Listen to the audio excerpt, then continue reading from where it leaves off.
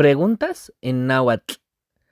Antes de empezar, hay que aclarar una vez más que el náhuatl no es un idioma estandarizado, así que muchas palabras cambian dependiendo de la región.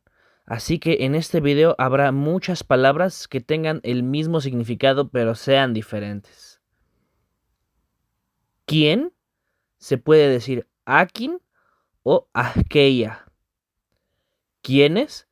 Se puede decir akinme o aquellame. ¿Cuál?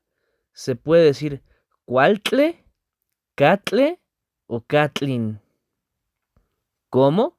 Se puede decir cueniuhki, cuenomi o kenomi. ¿Cuándo? Se dice quema.